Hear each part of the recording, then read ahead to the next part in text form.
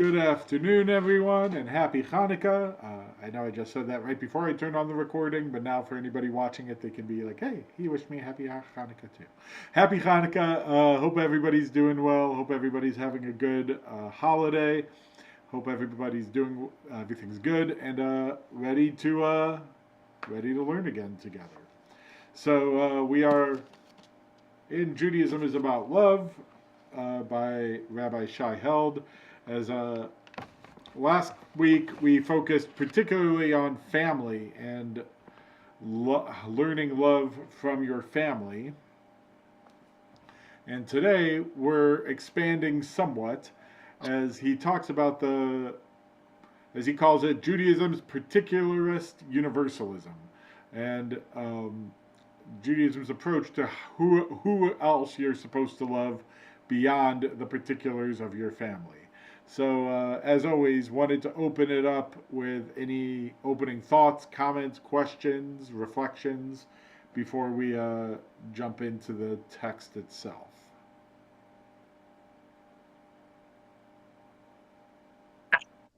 Yes, Barbara. I've just, this is a little bit rude, but I felt like the whole chapter was like one thought too many, the way he described, I mean, I thought his idea, I agree with his idea, but just it was and maybe it was the mood I was in when I read it, but it just seemed very tedious to me. And it never brought out the point that the reason the particular leads to the universal is because it gives us empathy. We understand that that mother in Africa loves her child the way we love our child. I mean, I didn't hear him. He kind of maybe alluded to that a little bit or implied it, but I don't think that was specifically said. And to me, that's the whole thing. Um, I will admit that this, even when I was reading it, this chapter felt much more deeply philosophical than theological. Um, I mean, theology is a branch of philosophy, but we're not going to. That's a different issue. It felt like very much he was dealing with a philosophical argument rather than as much trying to prove it from the Jewish tradition. Um, so I can see where you were coming from on that point. He did already in the last chapter. He did already make the point of, learning to love from your family makes you be able to see that everyone is somebody's child. Mm-hmm. So in that point, I think he didn't feel like he needed to make that point a second time because that point last chapter kind of started to lead into this chapter. But I do hear you that this felt very much like I was reading a philosophy textbook more than some of the previous chapters had. I thought I saw another hand a second ago. Other comments?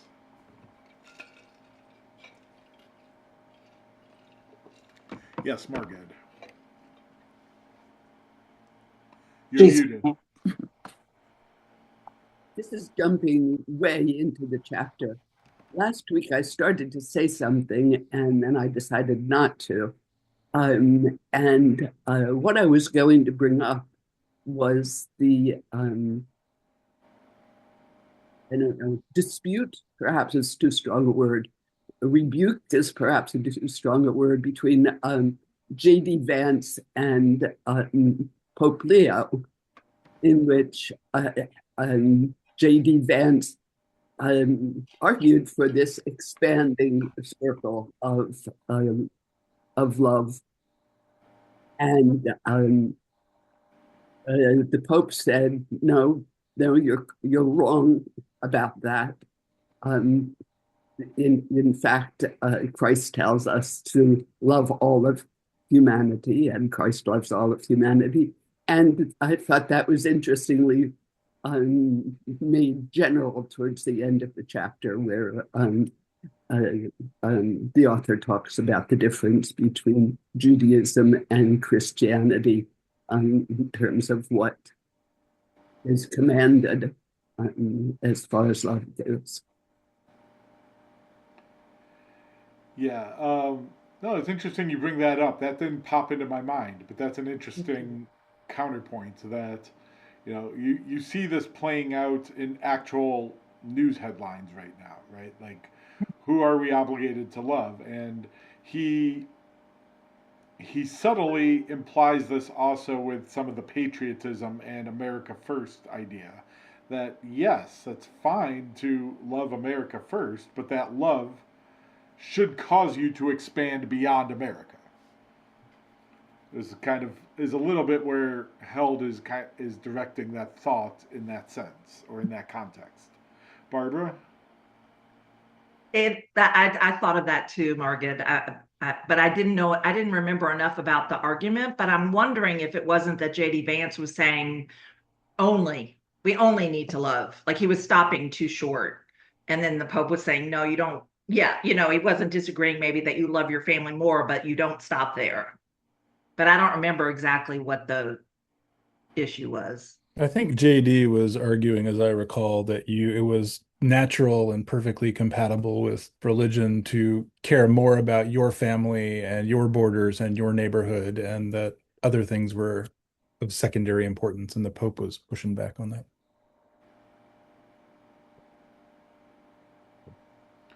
So that is a little bit the exact outline the exact argument that Held is trying to make here as well. That is it that we should, or actually, so he argues that Judaism argues that you should start with the particular. You should start with your family and your neighborhood and your city, but that it shouldn't be limited to those domains. Your love shouldn't be limited to that, but those should be a jumping off point to expand love beyond. Versus the universalists, and to some extent, even in the introduction, he said he's not writing this book exclusively for Jews. And I think maybe that's why, Barbara, he's going a thought too many, is because he's trying to counteract for those non-Jews who might be reading the book, for those Christians who might be reading this book, trying to really explain why he disagrees with the universalist view that seems to be, as the Pope, your reports of the Pope's conversation go. I vaguely remember this, but I really don't remember the details.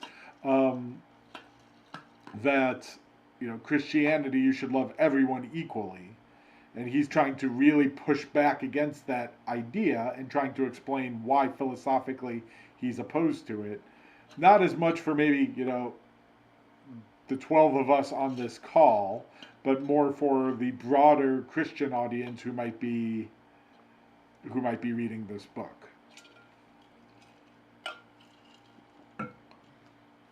But what was kind of your reaction to his framing of this debate?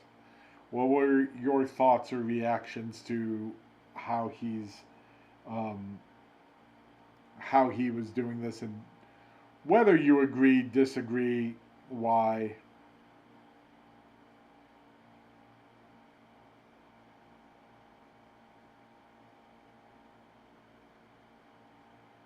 Yes, Anne.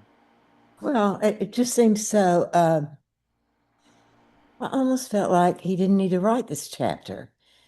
Of course, you're going to have, I mean, your family, naturally, your feelings there. Hopefully, you have a good family and are not raised properly, and it just seems okay. That's the nucleus, and then as you grow up, as you mature, you go outward, you spread outward.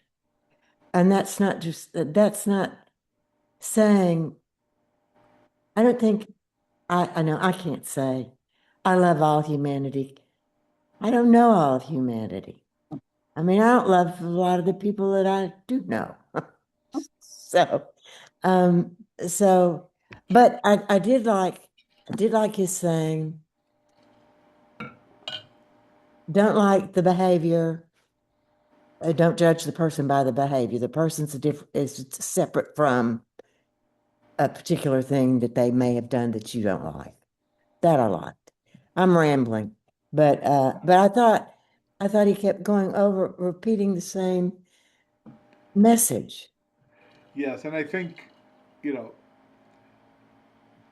often when somebody does that, you have to wonder why they're doing that. So, Mhm. why did he feel necessary to kind of really hammer, you know, could he have said this in 5 to 7 pages rather than 21 pages? Yeah. So, why did he feel like he really needed to expand this argument that much? I mean, I think your explanation that it wasn't written for us, it was written for Christian readers, made it make a lot more sense, because to me, I was like, duh. I mean, I don't even understand why he was saying that in the first place, but I do think it's really interesting that his one of his arguments is Judaism doesn't expect us to do impossible things.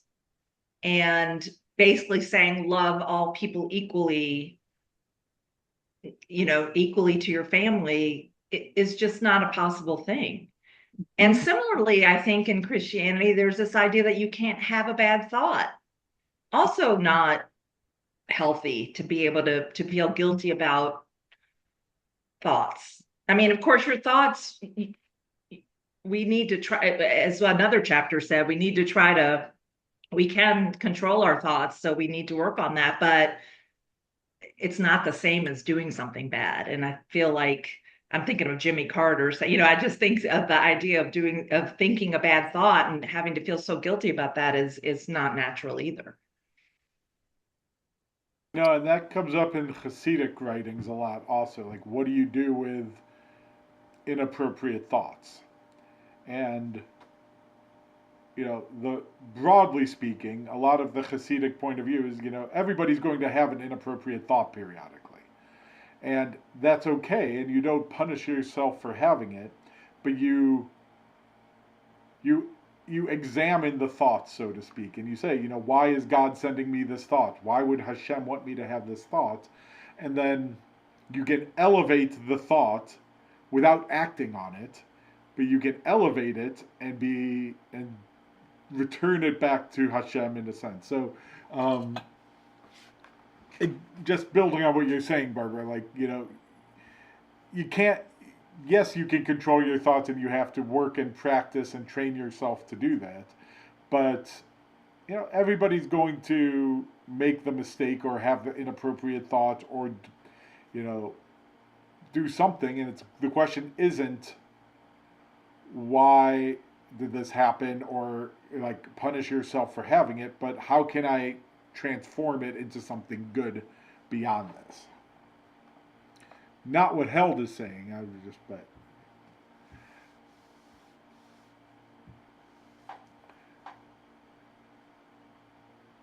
and I think broadly Held agrees with you, and I think, or you agree with Held. I think he is trying to preach against a different ideology than you might be holding. Well, I come from a background where with the church came an awful lot of guilt for the individual. And I even starting with the concept of original sin. And that's what I do love about Judaism, is that it's a totally different way of approaching God and living your life. And yes, you're responsible, but you're not under so much shame in a way. And it starts with the little biddies. It starts in grammar school, or it used to. That was before Vatican II. But then since Vatican II, everything has regressed and they're getting more to the right, the Catholic Church is. And I'm no longer a member. Um, Jews have their own guilt issues, but there's There's a story. I'll share just a funny story. Is that my wife was teaching preschool a few years ago, and she was teaching in the class, and she got a call from one of the mothers. Was like, "I'm sorry, what were you teaching my child today in school?" She's like, "Well, we were learning about Hanukkah, and like I was teaching them about the menorah and the dreidel." She's like, "Well, my child came home and said you were giving her Jewish guilt." And she's like, "Excuse me?" She's like, "She said you gave her Jewish guilt, and that that's not your job, and I don't want her feeling guilty at school." And I was like, "Guilt, guilt. It's a little chocolate coin." The woman's like, "What?" Like, did she come home with like a little gold coin that inside was chocolate? She's like, "Yeah." She's like, "That's called guilt, not not guilt." It's like,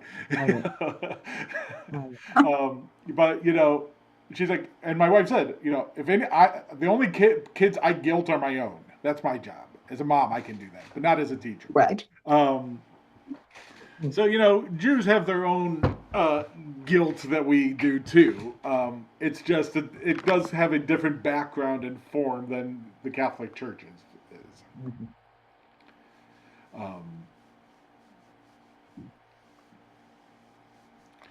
But other thought, yes, Margit.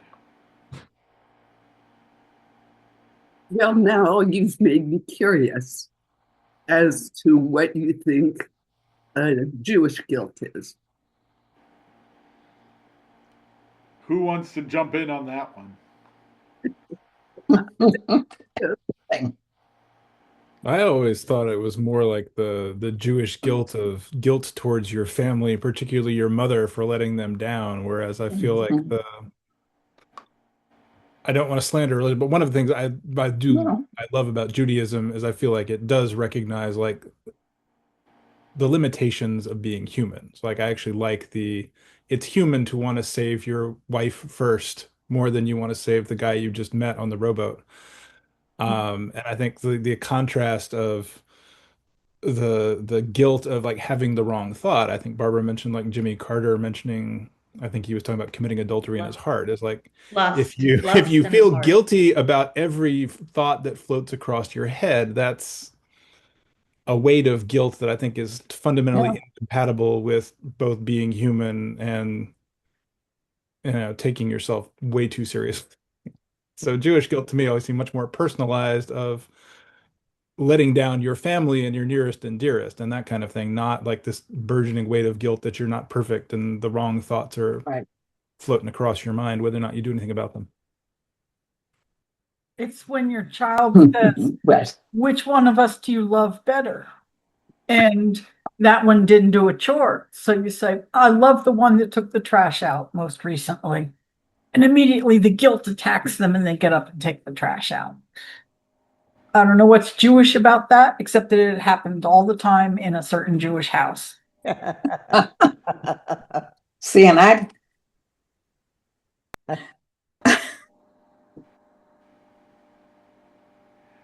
come back on my.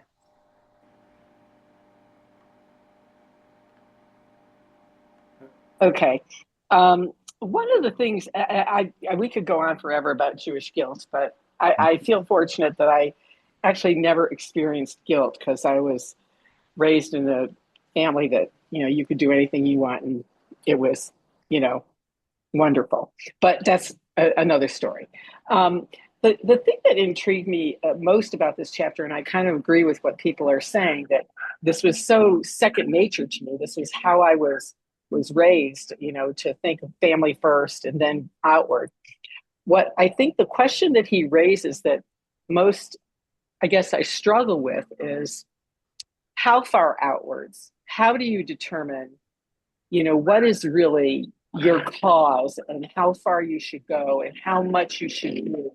And to me, if you want to think about guilt, and the thing that I experience guilt about in terms of Judaism is that I feel like I never do enough and that I never go far enough and that I don't know how far to go.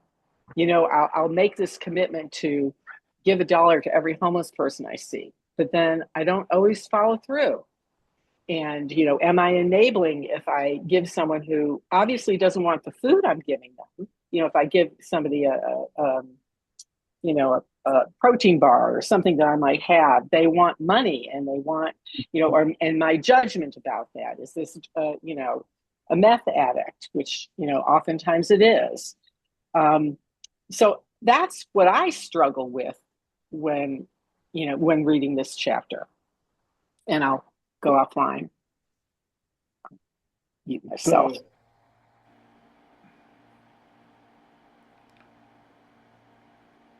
before I answer, did anybody have any thoughts or have a similar thought as Esther? And yes, Diane. So I love that Esther mentioned how guilty she feels because she is a friend and she's always on to me how I'm doing, making life too hard on myself. So I go back to what I said last week, that I do thoughtful giving, that I research who I'm giving to, that yes, this chapter made me think about who I donate money to, and that the majority, I would say half or more, are Jewish related. But then it goes out from them. Some are local, some are regional, some are national, some are international. And the further out I go, the less I give. But I still feel that I am acknowledging there are people all across the globe who need something. I can't give them everything that they need. And so I've graduated from Jewish guilt. You'll be so proud of me, Esther. But I just wanted to acknowledge that that Diane is my role model, and my guilt often comes from watching her and wanting to be more like her. no, but the chapter made it was too long. I agree, but it made me think, and I'm kind of, I guess, grateful that for me personally, I feel like I've kind of figured it out. I love learning about international charities and the work that they do. And honestly, I'll tell you the truth. I gave this year to one, I think it's called Women to Women International, and it helps women across the globe, including Palestinians. And it was harder to write that check this year than it's ever been before. But I still have a little bit of hope that maybe with the right training and the right assistance, we can overcome some of the problems that trouble us so much. So let's ask the question this way. Like, how many of you give to local Birmingham organizations? Actually, let's even who give to local Birmingham Jewish organizations? Let's start there. Besides your membership dues. Okay. How many give? Keep your hands up for a second. How many give to local Birmingham organizations that are not Jewish? So pretty much same group. How many give to Jewish organizations outside of Birmingham? How many give to non-Jewish organizations outside of Birmingham?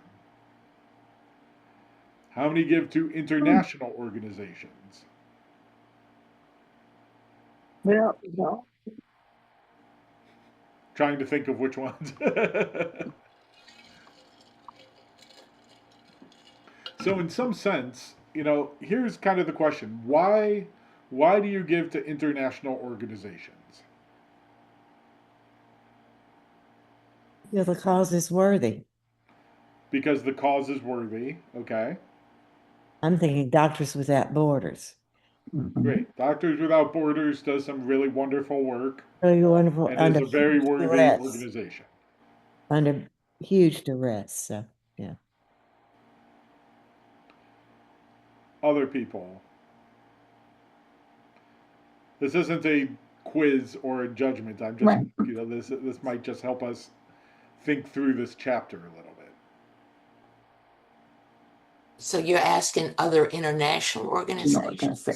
International and let's say also non-Jewish international organizations. So there's an organization called Build On, and they build on. They engage young people both in the United States and outside. They engage young people to help build schools, and in those schools, they train people who would not have any educational opportunity. So, why specifically that organization? You're asking me. Since you brought up the organization, why? So not as much what does the organization do, but why specifically do you feel like you should be supporting this particular organization? Because I believe that education is one of the foundations for people having a good quality of life. So I'll tell you this very briefly. Asia, whom we're celebrating on Shabbat, she worked in a school in Russia. She taught chemistry. And she said after school was over, she taught the girls how to cook because hers was a residential school where students came because their parents couldn't take care of them. And she said, if I didn't teach those girls how to do something, then they would end up just like their parents, unable to take care of themselves. So, so in my opinion, she's a big heroine because she did the work. We just write a check. Eileen? I have the same thing. I can't give you the name of the organization yet, not because it's secretive. I just don't know the exact name. My granddaughter went to a program in Africa. She's 17 last summer. She is going back. This is a young lady, without going into it, who has problems of her own. And at first, I was horrified. She's going alone. She's taking this plane. You don't go you meet the group at the hostel you stay in from the organization. But I thought, hopefully, she would see young people who had so much less than we have, and that she surely had. She got so involved, she ended up working with preschoolers, that she had money and called her parents, and that between them, they set up a trust for one of her students to go to from preschool to regular school, including the bus fare. And for the next year, and she is working while she's at wherever she can work, if she can walk a dog or babysit, to get the money together for this child for the next year. And she gets letters that show what progress this child is doing. So there are so many organizations out there, but I guess you have to have a personal interaction to do some of those. So in this case, you're donating because you support the organization that has meant a lot to your granddaughter. Right. And for her, and for what they do, teaching our American youth. And there were more Jewish young people there working than anyone else, my granddaughter said, in the hostel. Really nice. Barbara? I just think these examples are so beautiful. And I think the ideas I'm hearing behind them are, number one, helping someone to be able to take care of themselves. And then number two, like the multiple factor of it's helping the helpers and helping the people being helped. So, it's like, it's just such a beautiful win-win-win kind of thing. It kind of gives me goosebumps, actually. It gave me, yeah. Margaret? I donate to an organization called Save the Children, an international organization. And the reason that one of the reasons I chose that is that I have a friend who works in um, um,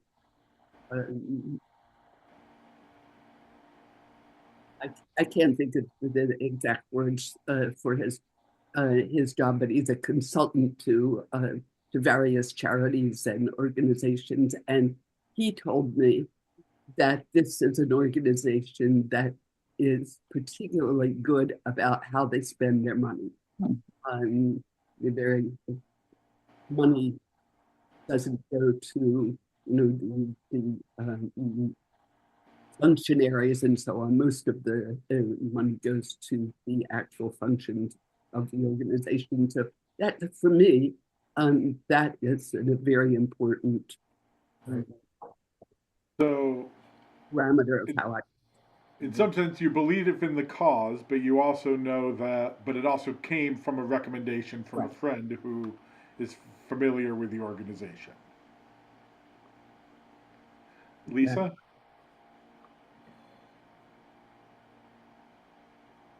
Yeah. Lisa? Yes, sorry, couldn't get the button to pop up.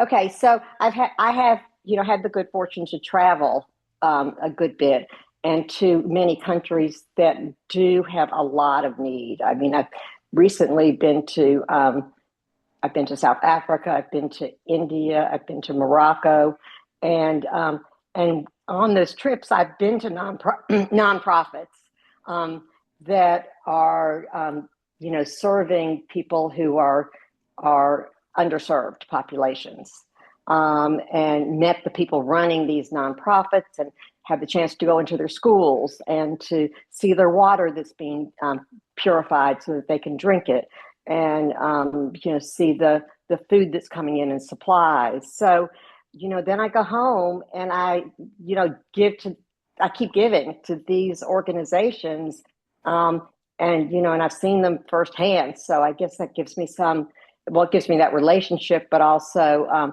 the knowledge that these nonprofits are being well run. Diane? So, so I assume that everybody is familiar with Charity Navigator. Oh, just heard about that. Okay, so Charity Navigator is a website. Now, I hope it's a step up from Wikipedia. It doesn't cost anything to use it, but you can go there and look up a charity, and it will provide a lot of detail, like the issue that Margaret brought up about Save the Children, where you can look at the numbers. I mean, they evaluate the charities based on the reports that are filed, and you can look at the numbers and you can see how much, if the CEO is making $400,000 a year, is that 10 times what the average worker is paid. So you get a lot of data and you pick and choose which part of that information is most important to you. And frankly, there was a Jewish organization this year that slipped in their numbers, and I gave them less because I was disappointed. In WBHM, I always write them a check and tell them how disappointed I am, and it never does me good. So, there you go. Listening to this conversation, there's a couple things to highlight that I think are relevant with what Rabbi Held is teaching. That one, almost everyone gives to some international organizations, despite the fact that that it's not like all the needs of Birmingham or even just the Birmingham Jewish community are fulfilled. It's not like there's not financial needs within the city, but we're still sending money out as well. Not a judgment, just pointing out. But at the same time, listening to the stories, why are we giving to these particular organizations? Because in some sense, they're coming from a smaller group, from people that we already have pre-existent relationships, or in Lisa's case, has developed relationships with. And this is a growing this is a growing concept in philanthropy generally, is that you're not getting new donors just because of new donors. You're getting donors because you're developing the relationships with new people who might or might not have an interest in your organization. And developing that relationship and nurturing that relationship is how you build your donor and philanthropy base. But that, broadly speaking, yes, you read this Talmud or this Mishnah that he cites on page 135, on how do you prioritize your donations, your tzedakah donations. That if a person has provisions for and wishes to set some aside, like you have enough for yourself and you want to make a donation, you take care of your parents first. Honor your parents. And that means if they need money for something, if they need money for their care, they should get the top priority. If you still have more money to be able to donate from after your parents are taken care of, you give it to your siblings. You still have some after that, you give it to the rest of your family. You still have some after that. You give to your household and then your extended family. After that, you give it to your neighborhood and the people on immediate neighborhood. After that, you give it to the people on your street. After that, you give it to your city, and then you give it to Israel. There's kind of these concentric circles of prioritizing donations that we give. But just listening to the conversation, Eileen's giving to an organization that supports people, you said, in Africa, correct? Yes. But she's giving because she has a relationship through her granddaughter to this organization. So in a sense, it's almost like this. I'm supporting my granddaughter by supporting this organization. Or Lisa has relationships with these organizations, so she's supporting the work that she has built the relationships with through that. And so, Margaret pointed out, she had a relationship with a friend who recommended this organization. So, in sense, it's still, I think for us, it feels like the same thing. It feels like we're supporting our family, we're supporting our friends, we're supporting people we have a relationship that we care about, and even though, the city of Birmingham could use a couple $1 million to figure out homeless shelters and getting homeless jobs and things like that. We're not donating, we might be, but we're not donating to that even while that needs money, because for us, we have this relationship elsewhere as well. So there's kind of this transitive property that we put in our philanthropy of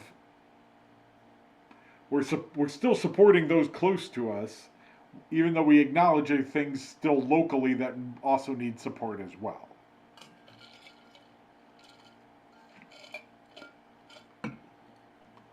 Barbara Brandy.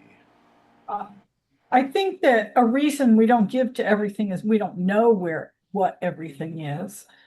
But I really like the way he ended the chapter by saying, just because stuff is good or morally good and you should, it doesn't mean you're obligated to. And so if you are giving at the level at which you can give, you're not obligated to give up dinner tomorrow so that you can give $5 to somebody else. Correct. So I think that was a reasonable way for him to end. Excellent. Barbara Ayland? I was also going to say, yes, people are giving based on who they know and what they know. But I also think in many cases, they're actively seeking a far away thing that they can support, knowing that the needs in the world are so great. So I'm not sure it's really doing I think it's doing a little bit of a disservice to say it's only because of that. I think in order to give far away, you have to seek out some kind of connection to know, as Barbara said, where to give and who to give to. But the idea of, I'm doing what I can here. I could do more here, but I also want to put a drop in the bucket of what's needed in the world, and just feel like you're acknowledging that, the needs are great. So I thought it was interesting where he talked about, do you give your kids 2 vacations a year and pay for that before all those priorities? And that is a big, that was a very interesting concept. Yes, and but I let's get other people's response and then I'll respond. Esther? What, first of all, this is a very inspirational conversation, and I don't want to minimize it all. But on the one hand, for the money, in some ways, giving money is the easiest part for me, because it really requires little effort or even little thinking on my part. I am always clear about where I want to give. Now you've given me lots of great ideas, so that's a good thing. I think what's more challenging is how to use my time. And the other question, when I was reading this, even in the family first, I kept thinking about those families who struggle with family members who need and want and sometimes shouldn't be given to. I'm thinking of addiction. I'm thinking of all those things, and the whole idea of tough love, which sometimes doesn't feel like love at all to the person receiving the tough love, and how so difficult that is. So to me, this is still a very challenging topic of how you can maintain love and relationship. I'm thinking about Rob Reiner for some reason, and I don't know. I know that he struggled with addiction. I don't know if there was a moment where he said, no more. I can't enable you anymore. Anyways, just putting that out there as this is not an easy thing. And I think, and I do appreciate and feel like this is in our bones, this Jewish ethic to take care of the world. And I very much appreciate that about Judaism. Cindy? So what I do like, I do like what he said really at the very end of the chapter, the last few lines, is that we are a part of a religion that seeks for how we can live together in pursuit of the right and the good. Right, RIGHT, like, doing the right thing, living a moral life, and that how he attached the idea of giving to that life, and that's the meaning that giving. I think that he's trying to attach that meaning to our giving, that it not just be, like Esther said, writing the check because we can write the check, but in some way having these ties, like, you said, about some people said having, so that it is a part of a moral and ethical life. That it's not, there is a thing, you will do and then you will understand, but what I like about what he said and what I like about our giving is that we see that as a part of living a moral and ethical Jewish life, and it's just an extension of that. And so I really like this last sentence of the chapter. Yeah, and one thing I want to build on, which, as you were talking, was, we talked a little bit against the universalist aspect of the, where he spends a lot of time arguing against that. But, you think also of a lot of, even as Feldman would say, traditionalist Jews who only would give to Jewish causes and would not, and think it is solely their responsibility to take care of other Jews. And Held is trying to argue against that also, to say you can't just limit yourself to only the Jewish community either. And that's a little bit of what that's that last line Cindy just read also, is that it's not just about the Jews, it's about how human beings ought to live together in pursuit of the right and the good. Mhm. That yes, we need to be looking at our families. Yes, we need to be looking at our friends. Yes, we need to be looking at our Jewish community. But that love that we have for each of those should continue to expand in greater concentric circles over time as well. And that, yes, we should be giving to people in Africa. And yes, we should be giving to people who are building schools. There's nothing wrong with that. He's just trying to point out that where that comes from is this idea of not that we love our family, we love our fellow Jews who are our extended family, but that we also we can't just limit it to that, and we have to love beyond that as well. And so he's actually arguing against both sides of the spectrum in that. Yes, Barbara Ayland. You're muted. While I personally agree with what he's saying, the truth is there's so much need to go around that whatever energizes people to do more and give more, what difference does it make? I mean, if I think, I only need to help Jews, but I put my whole worth into that, I can't really argue with that. I'm not arguing. I'm not arguing in terms of donations. I'm not arguing with that. But I think there are,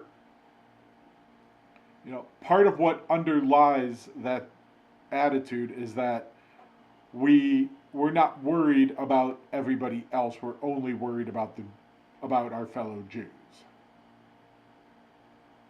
And that's the part he's trying to argue against. Right. I guess it depends on, is it a benign neglect or is it an actual not caring? You know what I mean? Like you can say it's not my problem, but I don't want any harm to come to that person. That's different than, I don't know. I'm trying to think of the very traditional people who I just see doing a lot of good in the small realm of where they chose to do good. And I Agree, think, but I'll put it this way.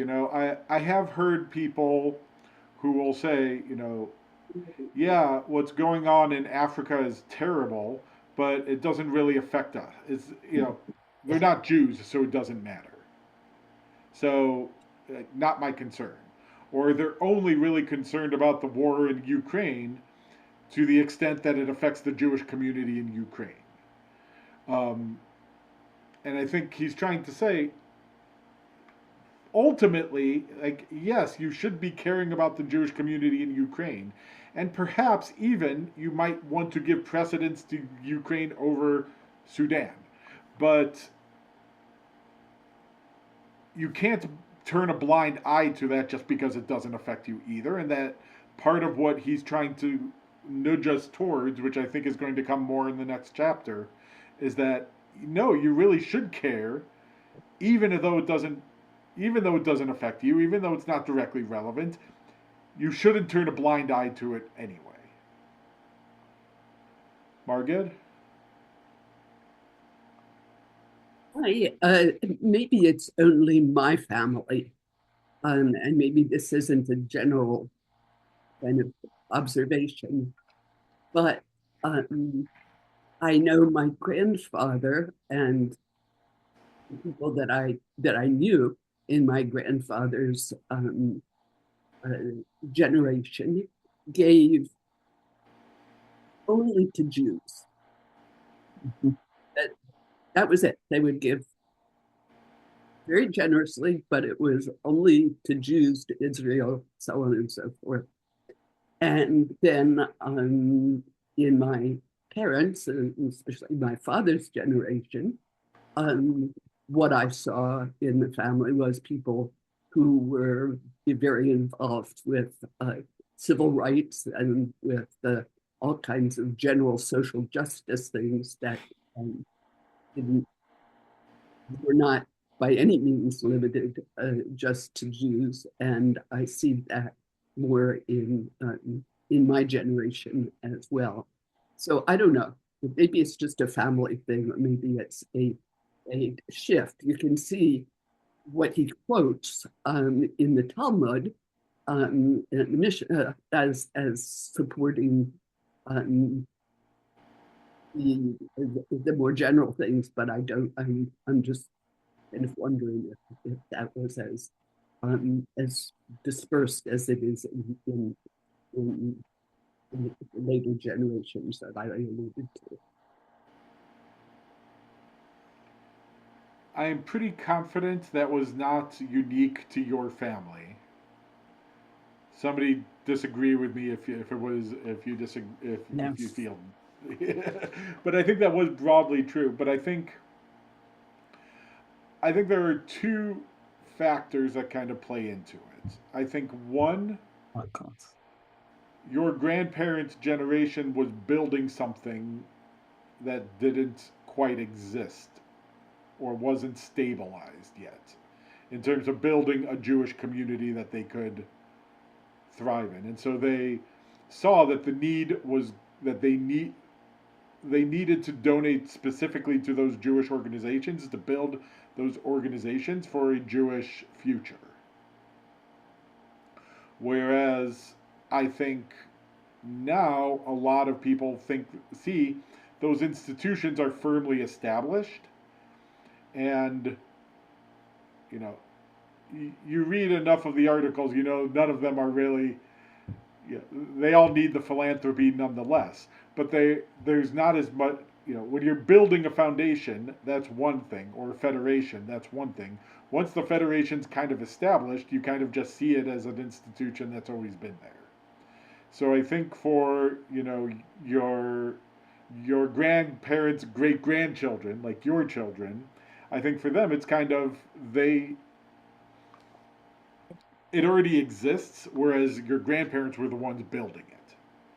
So, but I think the other factor is there's a little bit of, again, quote, to go to Feldman's categories, I think Held would fall broadly under an evolutionist in that sense. And I think part of it is you could make the argument that Judaism has evolved in that time period, and the obligations of what Judaism asks of us in 2026 are not the same that they were in your grandparents' generation. And that in that sense there's an evolution of what are we supposed to be doing now versus what were we supposed to be doing then.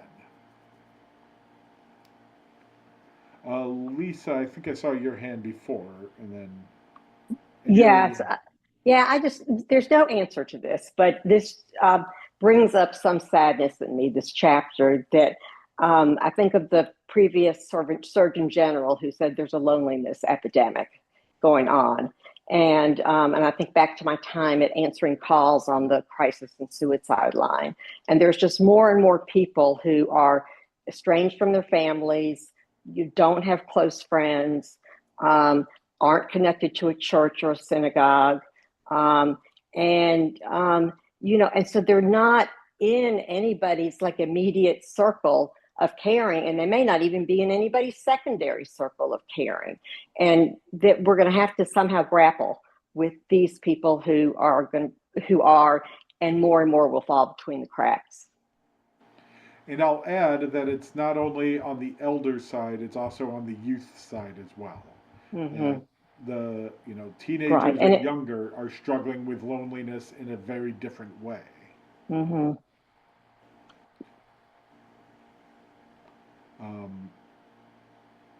And I think maybe that's a little bit of why Held is writing this book also, is to point out, yeah, like there are people who are lonely, and that part of your job is to show them the love and care that they need as well and deserve as beings created in God's image.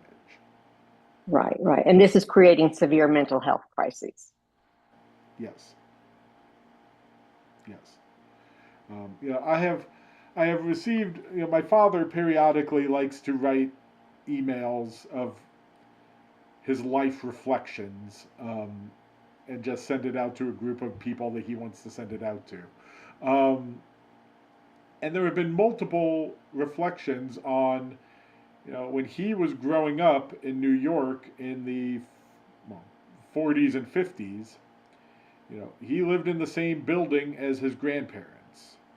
He had cousins and aunts and uncles who lived 2 or 3 blocks away.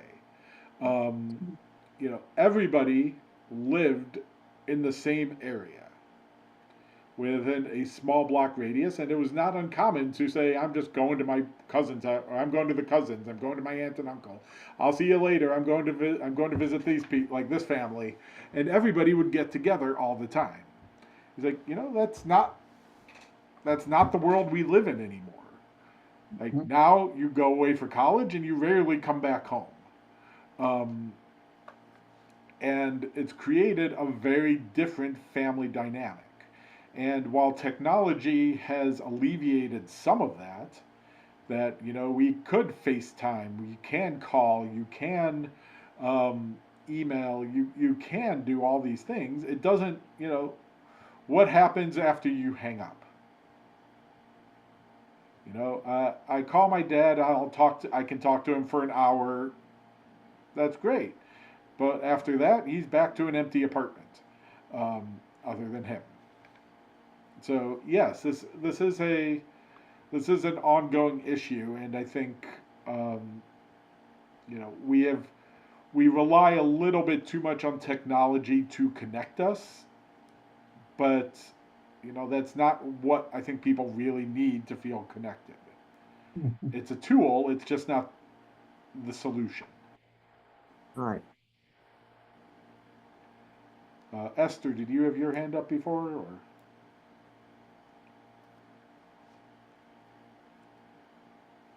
I actually was going to say something about timing, and you've really said that. The timing of the world really dictates where our needs or where our giving gets focused, and all the things that were just brought up, the mental health issues that are right in front of us.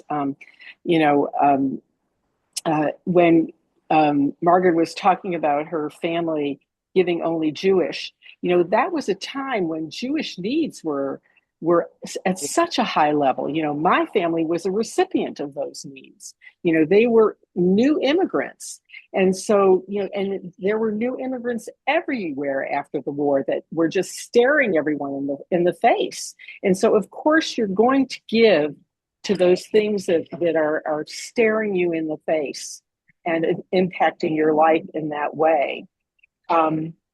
So I think, and the contemporary needs are different than they've ever been, because global issues are now also in our face much more than they ever have been, and impacting us in ways that they have never impacted us before. I think our sense of need, our connection to the need is really broadened, which is the part again that overwhelms me. That there's so much, and I appreciate this discussion today because y'all have done a better job at it than I seem to be able to do. But similar to what you're saying too, Esther, is that, and we don't have to do a hand raise, but I think there were a lot of Jews after October 7th who decreased their donations to non-Jewish causes and increased theirs to Jewish causes because there was an obvious need that they saw right in front of them that needed help. And so,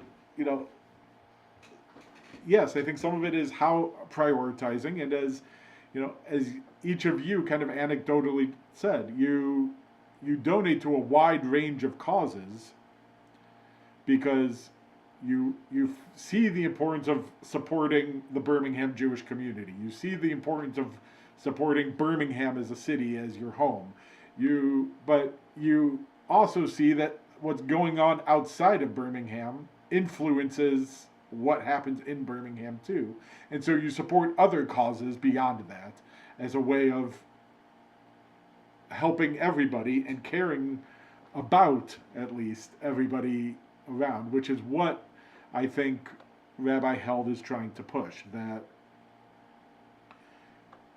yes, you should have love for those for who's near you, but that love should not be limited, and it should expand beyond those circles into ever widening circles of love and care that you need, that you can provide as much as you are capable of doing.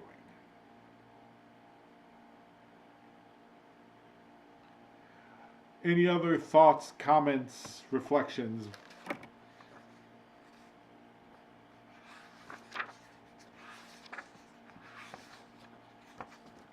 So we're going to take a little bit of a break over the next couple of weeks. I know many of you are traveling, enjoying some break time. So we will not have class the next 2 weeks, but we will have class after. We'll have class in 2026. So our next class will be on January 8th.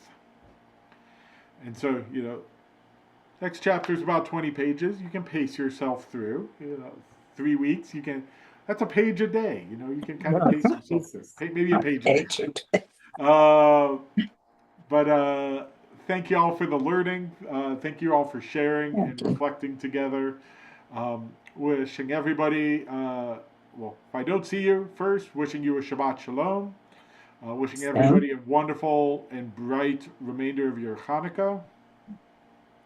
And if I don't see you before then, I'll see you next year. Happy New Year. Thank you, everybody. Safe travels. Thank you. Safe travels to those who are traveling, and look forward to learning together again in a couple of weeks. Bye-bye. Bye.